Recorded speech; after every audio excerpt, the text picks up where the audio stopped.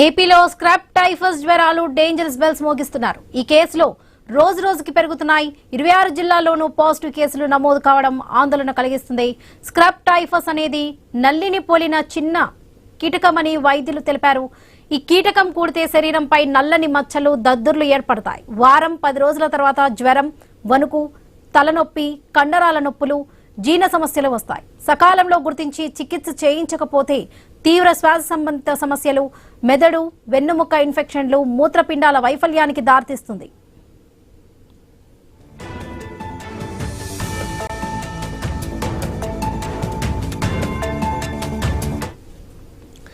చిత్తూరు జిల్లాలో 379 మంది, కాకినాడ జిల్లాలో 141 మంది, విశాఖపట్నం జిల్లాలో 123 మంది ఈ వ్యాధి బారిన పడ్డారు. స్క్రబ్ టైఫస్ బారిన పడిన వారికి సాధారణ యాంటీబయాటిక్స్ తో వ్యాధి నయమయ్యే అవకాశం ఉంది. సకాలంలో గుర్తించలేకపోవడంతో సమస్యలు వస్తున్నాయి. శరీరంపై నల్లని మచ్చలు, దద్దుర్లు కనిపిస్తే ఆలస్యం చేయకుండా స్క్రబ్ టైఫస్ అనుమానిత ఎలిసా పరీక్ష చేయించుకోవాలని వైద్యులు సూచిస్తున్నారు.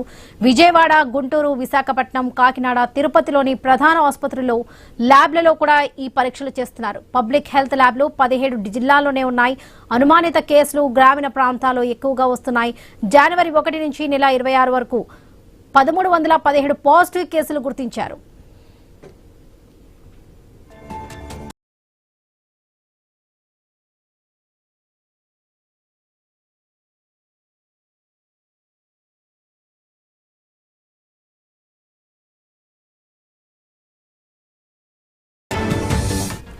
ఏపీలో స్క్రబ్ టైఫస్ జ్వరాలు డేంజరస్ బెల్స్ మోగిస్తున్నారు. ఈ కేసులో రోజు రోజుకు పెరుగుతున్నాయి. 26 జిల్లాల్లోనూ పాజిటివ్ కేసులు నమోదు కావడం ఆందోళన కలిగిస్తుంది. స్క్రబ్ టైఫస్ అనేది నల్లిని పోలిన చిన్న కీటకమని వైద్యులు తెలుపుతున్నారు. ఈ కీటకం కూడితే శరీరంపై నల్లని మచ్చలు, దద్దుర్లు ఏర్పడతాయి. వారం 10 రోజుల తర్వాత జ్వరం, వణుకు, తలనొప్పి, కండరాల నొప్పులు, జీర్ణ సమస్యలు వస్తాయి. సకాలంలో గుర్తించి చికిత్స చేయించకపోతే తీవ్ర శ్వాస సంబంధిత సమస్యలు, మెదడు, వెన్నుముక్క ఇన్ఫెక్షన్లు, మూత్రపిండాల వైఫల్యానికి కూడా దారితీస్తుంది. చిత్తూరు జిల్లాలో 379 మంది, కాకినాడ జిల్లాలో 141 మంది, విశాఖపట్నం జిల్లాలో 123 మంది ఈ వ్యాధి బారిన పడ్డారు. స్క్రబ్ టైఫస్ బారిన పడిన వారికి సాధారణ యాంటీబయాటిక్స్ తో వ్యాధి నయమయ్యే అవకాశం ఉంది. సకాలంలో గుర్తించలేకపోవడంతో సమస్యలు వస్తున్నాయి.